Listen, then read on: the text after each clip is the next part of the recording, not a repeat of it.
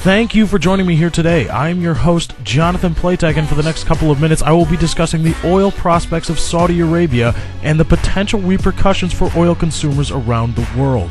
I would just like to take a moment to thank the crew at 643 Sports at www.blogtalkradio.com/643sports for providing the audio equipment for this little segment. Thank you very much. Saudi Arabia is one of the key petroleum exporters in OPEC and indeed the world. It exports roughly 8.6 million barrels of petroleum products per day, with an astonishing 7.2 million barrels of that being crude oil. Saudi Arabia is one of the key suppliers of petroleum products, specifically crude oil, to the United States, Asia, and Europe. About 50% of Saudi crude exports, 3.6 million barrels per day, are exported to nations in Asia. 1.41 million barrels per day make their way to the United States, which is good enough to become the third largest U.S. supplier in 2005, and around 500,000 barrels of crude per day arrive in various states throughout Europe. Now, Saudi Arabia controls roughly 260 billion barrels of proven oil reserves, which is an estimated 1/5 of proven world reserves for crude oil. To put this into perspective, Saudi Arabia, out of all the other countries that are known to have oil, has roughly 1/5 or 20% of all that oil. Furthermore, it is estimated that over half of Saudi oil reserves are located in only 8 fields, meaning about 130 billion barrels of proven oil reserves are situated in only 8 fields out of over 100 producing oil and gas fields in Saudi Arabia. The oil fields in Ghawar and alone represent roughly half of Saudi oil production capacity.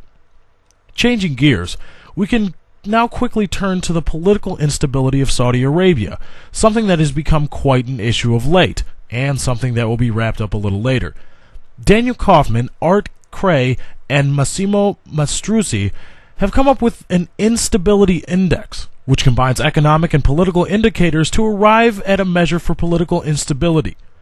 In their findings, Saudi Arabia in 2006 had a rating of 0.65, which was considerably down from the 2004 rating of 1.08. Comparing these numbers with the instability index of Iraq, clearly a quite unstable country politically, of 2.91 for 2006 and 3.07 for 2004 respectively, we can see that Saudi Arabia has a definite degree of political uncertainty and instability. For example, in 1996, the world watched on as 370 people were injured and 19 killed in a bomb attack on the Khobar Towers in Tehran. In 2003, there were bomb attacks that killed nearly 40 people in Riyadh. These incidents show that there is a clear political unrest in Saudi Arabia, and that unrest can quickly turn into violence and upheaval. Now, why was such emphasis put onto concentration of Saudi oil reserves, you ask? This is done because nearly 10% of proven oil reserves lie in 8 known fields, which, given the political instability of Saudi Arabia in the last decade, which was just highlighted, would seem to be a rather large prize for an up-and-coming political regime in Saudi Arabia to try to snatch. We have already seen that violence aimed towards political ends are not absent in Saudi Arabia, and seizing nearly 10% of the world's oil reserves, along with the world's largest oil-producing facilities in the form of those at Ghawar, would certainly grab the attention of the current regime in Saudi Arabia. Also, the destruction, or attempt thereof, of oil fields is nothing new to the Middle East. Saddam Hussein set fire to the oil fields he seized in Kuwait as he was being driven out of Kuwait by U.S. forces. This potential scenario of a hostile political regime or faction seizing or destroying Saudi Arabian oil fields could effectively halt oil production in Saudi Arabia, with other producers unwilling and unable to pick up the slack. There would almost certainly be panic in the oil importing countries in the form of astronomically high prices for petroleum products.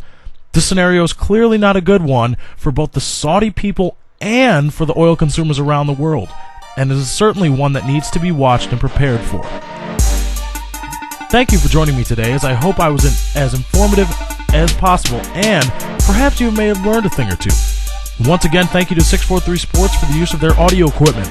Join John and Rich every Tuesday and Sunday at 7 p.m. Central Time at www.blogtalkradio.com/643sports for 643 Sports, the most comprehensive, in-depth, and hopefully funny sports radio show on the internet.